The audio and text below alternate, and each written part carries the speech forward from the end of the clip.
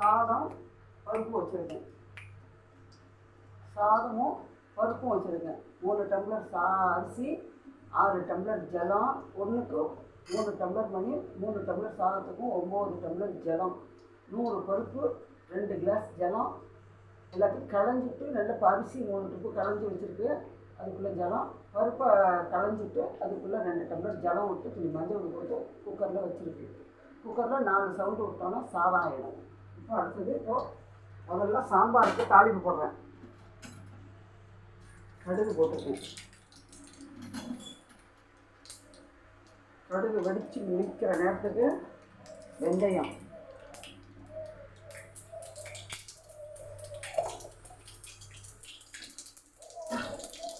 அடுத்தது வெந்தயம் வெடிச்சோன்னா பரங்கிக்காயும் புடலங்காயும்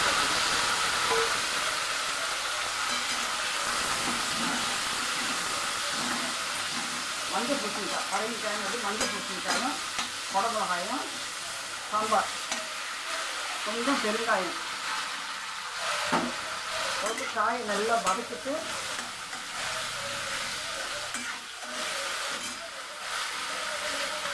அதுக்குள்ளே புளி 4 பேருக்கு கரைச்சி வச்சுருக்கேன். ஒரு 40 கிராமுக்குள்ள புளி இது கரைச்சி 2 ஸ்பூன் பொடி, சாம்பார் பொடி,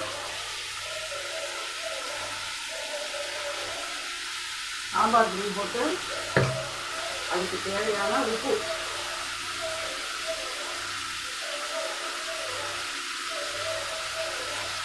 அதுக்கு தேவையான உப்பு போட்டு நல்லா கரைச்சி வச்சாச்சு.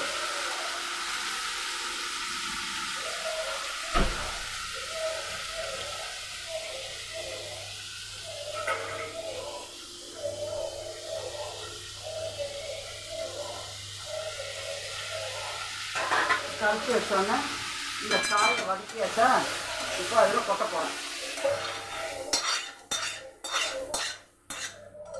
அடுத்தது பொரியல், கத்திரிக்காய் பொரியல். கத்திரிக்காய், வெங்காயம், தக்காளிலாம் எதுவுமே இல்லாத ஈஸியாக சமைக்கலாம். எந்த காலத்துக்கும் வெங்காயம் தக்காளி தான் வேணுங்கிறது இல்லை. வெங்காயம் தக்காளி இல்லாதையும் சமைச்சு சாப்பிட்டு பாருங்க, எல்லாருக்கும் நல்லாயிருக்கும். கத்திரிக்காய் பொரியல் பண்ணுறேன்.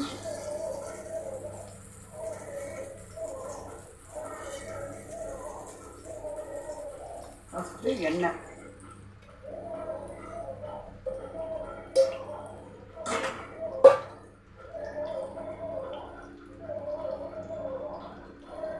அடுத்தது கடுகு,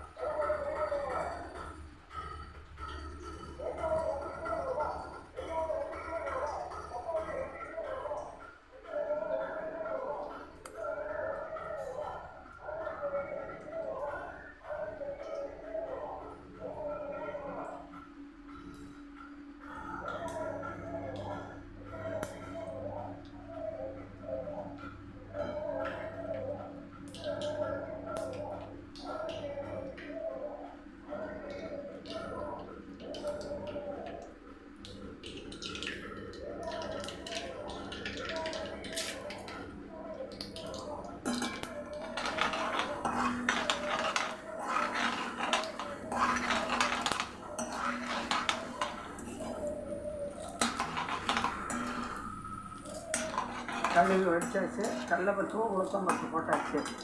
அடுத்தது கத்திரிக்காய், கத்திரிக்காய் காயில் இருக்கு. அதுக்கு 4 நாளாக பக்கமாக போட்டால் மேலாம் எண்ணெய் தெளிக்கும். முதல்ல ஒரு 4 எடுத்து போட்டு நல்லா பெருக்கிட்டு இப்படி 4 நாளாக பெருக்கினோம்னா எல்லா காயிலும் நம்ம எண்ணெய் போடும்.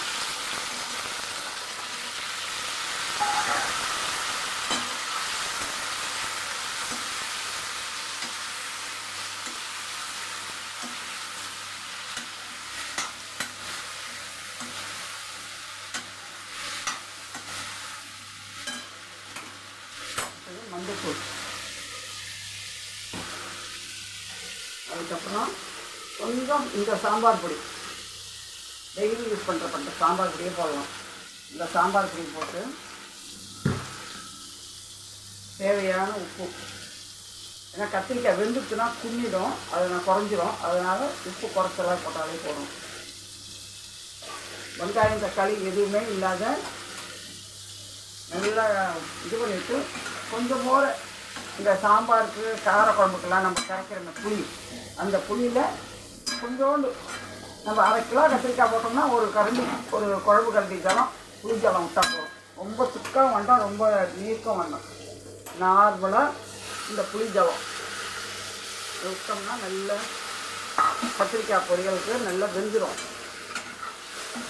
நிறைய பேர் இருந்தாங்கன்னா ஒரு பக்கத்தில் ஒரு கடாயில் 4 தனியா, 2 கடலைப்பருப்பு, 4 மிளகாய் வத்தல், கொஞ்சம் பெருங்காயம் நல்லா வறுத்துட்டு 2 கருவேப்பிலை போட்டு வறுத்து 1-2 பொடி பண்ணி வச்சு இந்த பொடி இறக்கத்தை போடலாம்.